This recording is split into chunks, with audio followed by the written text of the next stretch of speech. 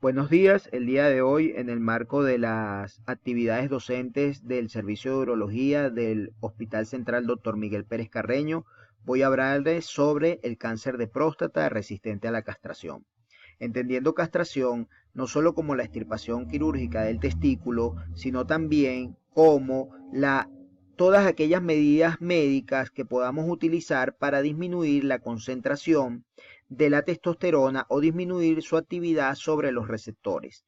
La testosterona es una hormona producida a nivel de las células intersticiales denominadas células de Leydig, las cuales en el testículo se encargan de la producción de testosterona. Esta producción es regulada por una hormona producida en la hipófisis anterior denominada adenohipófisis. Esta hormona es llamada la hormona luteinizante, la cual también es regulada por la producción hipotalámica de hormona liberadora de gonadotrofinas.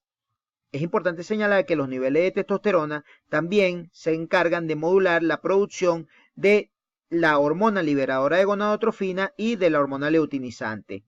También a través de una acción paracrina a nivel de testículo hace que las células de Sertoli produzcan inhibina, la cual va a hacer que se disminuya o que se inhiba la producción de hormona luteinizante, de manera de que hay un control muy riguroso en la producción, el aumento y la disminución de la producción de la testosterona. Esto es un punto muy importante a la hora de entender los mecanismos por los cuales actúan muchos de los medicamentos que utilizamos para el cáncer de próstata metastásico, entendiendo también que el cáncer de próstata metastásico es la principal causa de muerte por cáncer de próstata en los pacientes con esta patología. Tenemos que existen diversas opciones de tratamiento y dependerán del estado clínico en que el paciente se encuentre. En las enfermedades localizadas podemos utilizar entre otras de las opciones, la radioterapia, la prostatectomía radical, la braquiterapia, entre otras. También tenemos en los pacientes que comienzan a presentar un realce, un repunte bioquímico del antígeno prostático, podemos utilizar también la prostatectomía radical como una opción, la braquiterapia e inclusive la observación. Ahora bien, en los pacientes con cáncer de próstata metastásico utilizamos agentes que ayudan a disminuir la testosterona. Utilizamos también la orquiectomía, que no es más que la exéresis del testículo, y utilizamos el docetaxel, que es un quimioterápico que tiene una muy buena respuesta desde su descripción en el 2004, sobre todo en aquellos pacientes que tienen un alto volumen de enfermedad.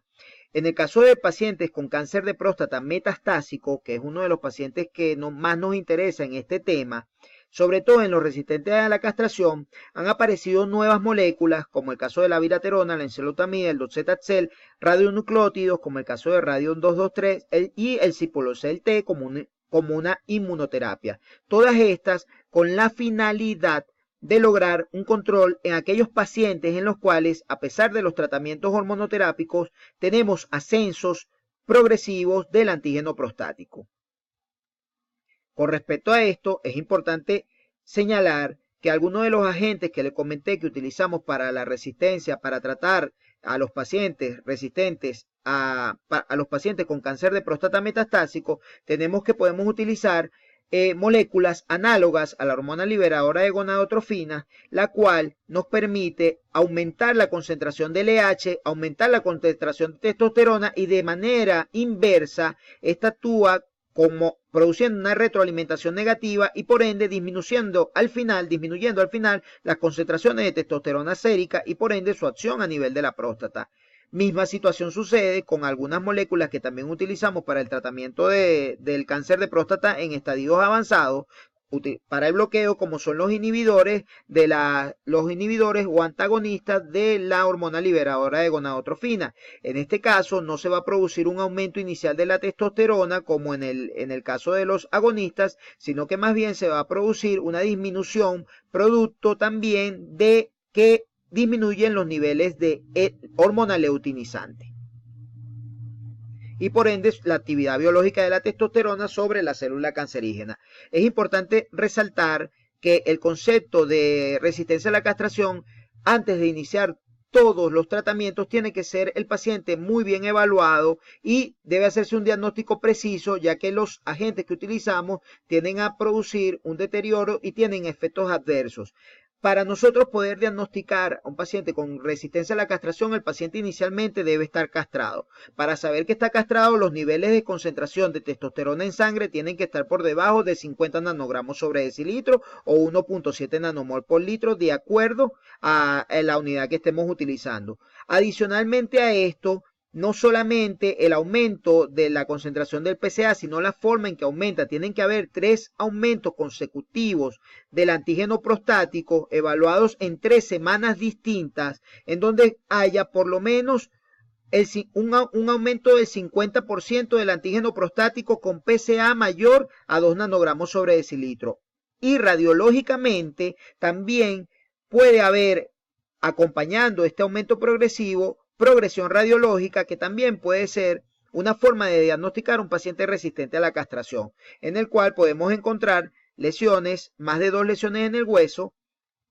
También podemos encontrar la presencia de metástasis en tejidos blandos y también la aparición de nódulos o metástasis mayores de 2 centímetros. Muy bien, para entender un poco más, de manera más gráfica, el concepto de resistencia a la castración, tenemos que ver que el paciente presenta un antígeno prostático basal, el antígeno con el que el paciente inició el tratamiento. Posteriormente a eso, a algún tratamiento llega al nivel más bajo el nivel más bajo de antígeno prostático, y el paciente que cae en resistencia a la castración comienza a presentar aumentos progresivos del 50% del antígeno prostático y también antígenos prostáticos por encima de 2 nanogramos sobre decilitro, acompañando este aumento del 50%, pero que tiene que ser confirmado en 3 tomas en 3 semanas distintas consecutivas. Es importante que el paciente sea bien diagnosticado en vista de la potencia y los efectos adversos de estos medicamentos que vamos a utilizar para el tratamiento. Otra cosa que vale la pena señalar son los mecanismos de la resistencia a la castración. Gracias a estudios que se han hecho recientemente, hemos encontrado que existen mecanismos que son independientes a los receptores de andrógeno, a los receptores de testosterona dentro de la célula cancerígena, y mecanismos que son dependientes a estos receptores de andrógeno. Dentro de los mecanismos independientes de los receptores de andrógeno, tenemos que en la célula tumoral prostática existe una disregulación de los oncogenes, y esta disregulación de los oncogenes, incluyendo el P53, va a producir una disminución de la apoptosis celular programada y por ende la posibilidad de transformación oncológica. También tenemos un mecanismo dependiente de los receptores de andrógenos, donde podemos señalar activación independiente de testosterona de estos receptores, ya sea por interleuquina o citoquinas intraprostáticas o intratumorales, síntesis de testosterona también intracelular o intracrina, que va a producir la activación de estos receptores, sobreexpresión y amplificación de estos receptores y también hipersensibilización de estos receptores, es decir, que pequeñas concentraciones de testosterona producen una respuesta importante sobre estos receptores. Con respecto a las distintas modalidades terapéuticas, es necesario entender los mecanismos de acción de estas modalidades terapéuticas. Aquí me traigo esta lámina para señalar la acción de los agentes que son inhibidores o antagonistas de la testosterona. En este caso tenemos la bicalutamida y la enzalutamida, que actúan a nivel de los receptores de andrógeno, uniéndose competitivamente, compitiendo con la testosterona para inhibir la acción de estos receptores sobre el DNA nuclear de la célula maligna. Adicionalmente tenemos, además de los antiandrógenos, tenemos la viraterona. La viraterona es una molécula que se encarga de inhibir la producción de testosterona, actuando a nivel de las enzimas citocromo P450, de manera que altera la producción de precursores de testosterona a nivel de la glándula suprarrenal, disminuyendo así la producción de testosterona extratesticular. También para el tratamiento de cáncer de próstata de los pacientes metastásicos resistentes a la castración, tenemos el uso del Sipuleucel T. El Sipuleucel T es un inmunoterápico. A través de una reacción antígeno-anticuerpo se le es inyectado al paciente células presentadoras de antígeno, las cuales tienen una capacidad adecuada o una mayor capacidad de respuesta y de presentación de antígeno a las células efectoras que van a producir la destrucción de la célula tumoral, en este caso de la célula cancerígena. Tenemos una célula presentadora inactiva, la cual se pone en contacto con el antígeno. Al ponerse en contacto con el antígeno se realiza un proceso de activación de las células presentadoras, y luego estas células presentadoras con gran actividad al cuarto día es inyectada al paciente, y esta célula efectora produce una mayor efectividad para atacar la célula cancerígena.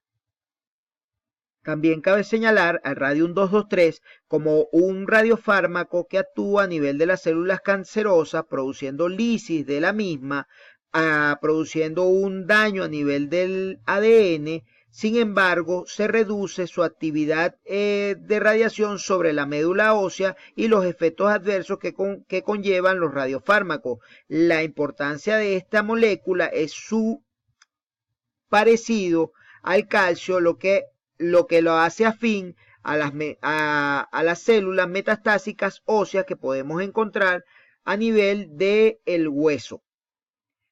También para el tratamiento de la metástasis ósea tenemos medicamentos que ayudan a disminuir la actividad de los osteoclastos, que sabemos que son los encargados de la resorción ósea. Este osteoclasto es inhibido a través de su vía RANKL por el denosumab, que es un anticuerpo monoclonal que se une a él, de manera que disminuye la actividad del osteoclasto. Y también, en el caso de los bifosfonatos, actúa produciendo apoptosis celular de la célula osteoclástica y además disminuyendo la adhesión del osteoclasto al hueso, permitiendo la generación de una matriz ósea de mayor calidad. Muy bien.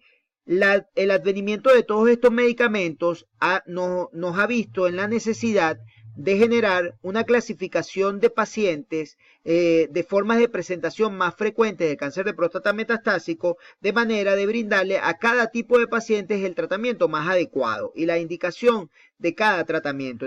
Se han dividido en 6 pacientes. En el caso del paciente tipo 1, son pacientes con cáncer de próstata no metastásico, pero con un alto riesgo de progresión. Tenemos los pacientes tipo 2, que son cáncer de próstata ya metastásico, asintomáticos sin docetaxel. La diferencia con el tipo 3 es que ya son metastásicos sintomáticos, pero tienen un buen estado general. El tipo 4 se diferencia del tipo 3, que tiene un mal estado general, y el tipo 5 es un paciente que ya recibió docetaxel, metastásico, sintomático, pero el estado general, a diferencia del tipo 6, es bueno.